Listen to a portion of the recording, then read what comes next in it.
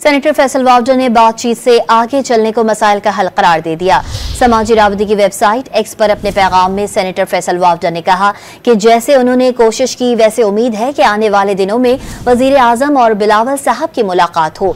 मौलाना साहब के मसले का हल MQM और बाप की नुमाइंदगी और PTI से बातचीत समेत जमहूरी मामलात को जमहूरी तरीके से ही सर अंजाम दिया जाएगा। उम्मीद जाहिर की कि उनकी कोशिशें रायगा नहीं जाएंगी और सियासी जमातें जिम्मेदारी का मुजाहरा करेंगी। कहा कि सबसे पहले पाकिस्तान और सियासी मामलात बाद में आते हैं, इसके लिए वो अपना किरदार अदा कर रहे हैं और करते रहेंगे। सेनेटर फैसल वावडर ने बातचीत से आगे चलने को मसाइल का हल करार दे दिया। समाजी राबते की वेबसाइट एक्स पर अपने पैगाम में सेनेटर फैसल वावडर ने कहा कि जैसे उन्होंने कोशिश की वैसे उम्मीद है कि आने वाले दिनों में वजीर आजम और बिलावल साहब की मुलाकात हो। मौलाना साहब के मसले का हल MQM और बाप की नुमाइंदगी और PTI से बातचीत समेत जमहूरी मामलात को जमहूरी तरीके से ही सर अंजाम दिया जाएगा।